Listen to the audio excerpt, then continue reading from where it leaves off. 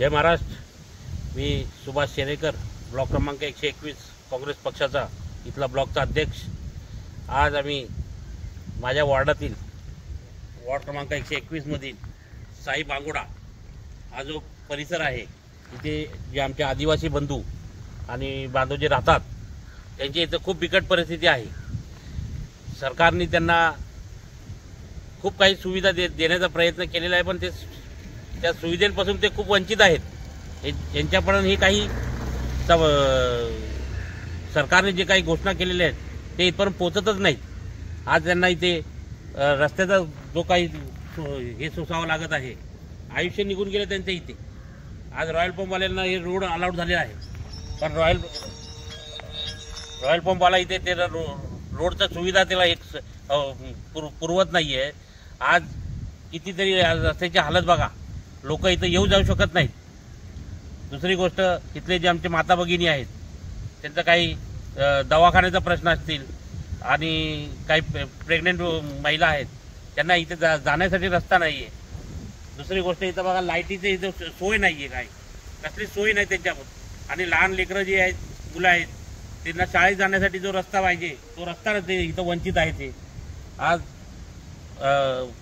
रस्त्यासाठी त्यांना खूप काही आंदोलन करावं लागले, पण तरी पण त्यांना रस्ता इथं काही भेटत नाही आहे। माझी महाराष्ट्र गव्हर्नमेंटला हे निवेदन असेल की लवकरात लवकर हा रस्ता अंडरटेकिंग महानगरपालिके अंडरटेकिंग घेऊन हा रस्ता त्यांना सुविधा जी गव्हर्नमेंटनी पुरवली आहे ती त्यांना त्यांच्यापर्यंत पोचली पाहिजे। दुसरी गोष्ट, आमचे जिल्हाध्यक्ष श्री क्लाइव्ह डायस, आमचे माजी आरोग्यमंत्री सुरेश शेट्टी साहेब आणि आमचे मुंबईच्या अध्यक्षा वर्षा गायकवाड यांना पण मी हेच निवेदन, त्यांच्या नेतृत्वाखाली हे मी जे काम करत आहे हे त्यांच्या नेतृत्वात करत आहे। आणि त्यांना माझं एक असं पण आव्हान असेल की आपण महाराष्ट्र सरकारला एक निवेदन देऊन यांच्या सुविधा जे काय महाराष्ट्र सरकार देण्यात येईल ते त्यांच्यापर्यंत पोहोचवण्याची विनंती ही माझी त्यांना असेल। आणि हात जोडून त्यांना विनंती आहे, रस्त्याची हालत बघा, मुंबईसारख्या शहरामध्ये त्यांना चालण्यासाठी, त्यांना शाळेत जाण्यासाठी आणि दवाखान्यात जाण्यासाठी त्यांना काही कसलीच सुविधा नाही आहे, ही त्यांना देण्यात यावी ही माझी विनंती। जय हिंद, जय महाराष्ट्र।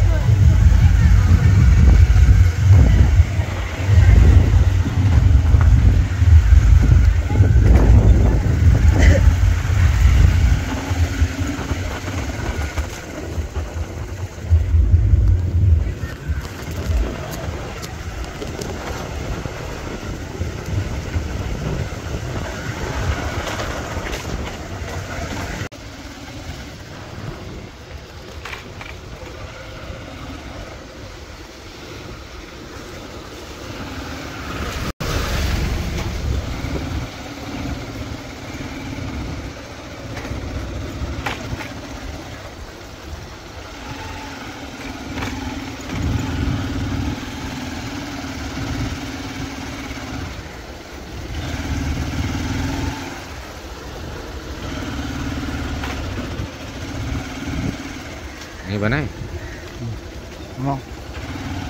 यार रियल वीडियो निकालो।